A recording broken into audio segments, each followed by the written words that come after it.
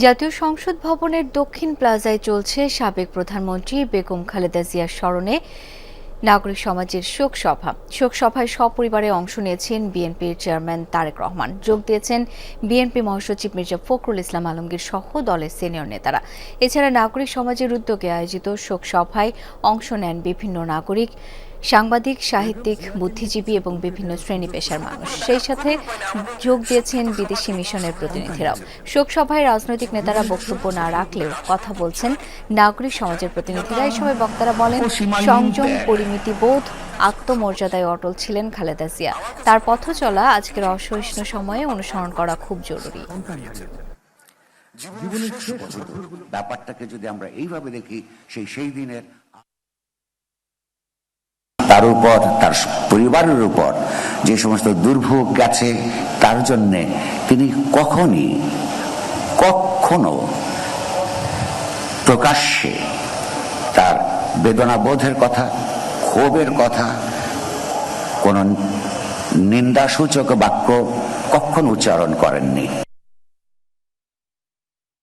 নতুন ব্লেন্ডে আরো rich অ্যারোমায় salon family blend টে। বেগম খালেদা জিয়ার স্মরণে নাগরিক শোক সভার আয়োজনে রয়েছেন সহকর্মী সাইফুদ্দিন রবিন।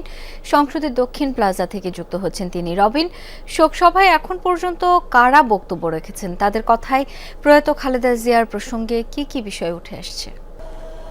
এখন যারা বক্তব্য দিচ্ছেন আমন্ত্রিত অতিথিদের মধ্যে মূলত বিভিন্ন শ্রেণী পেশার মানুষ যারা রয়েছেন তাদের প্রতিনিধিরা।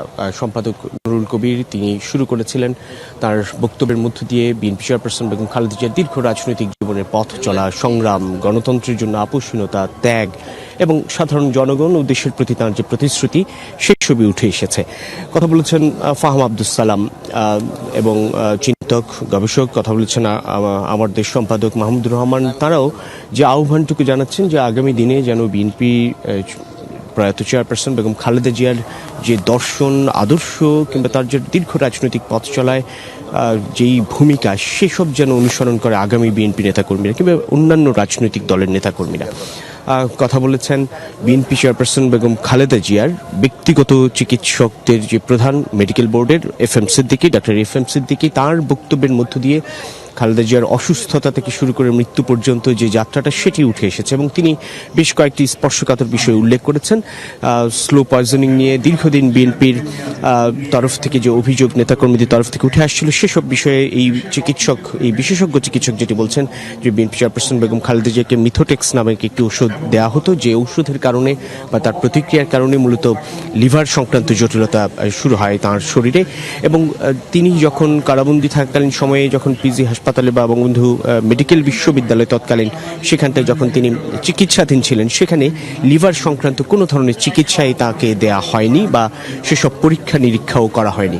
সেই সঙ্গে ডায়াবেটিস ও আর্থ্রাইটিস নিয়েও অবহেলার অভিযোগ করেছেন তিনি। 3টি দাবি উত্থাপন করেছেন যে উচ্চ পর্যায়ের বিশেষজ্ঞদের সমন্বয়ে যেন এই বিষয়টি, অর্থাৎ খালেদা জিয়ার চিকিৎসা সংক্রান্ত বিষয়টি যেন তদন্ত করা হয়। তিনি অবহেলার যে অভিযোগ করেছেন, সেই তদন্তের প্রেক্ষিতে সেটির বিষয়ে ব্যবস্থা নেওয়ার আহ্বান জানিয়েছেন দেশের স্বনামধন্য এই চিকিৎসক এবং বেগম খালেদা জিয়ার ব্যক্তিগত যে মেডিকেল বোর্ড, সেটির প্রধান ডাক্তার এফ এম সিদ্দিকী।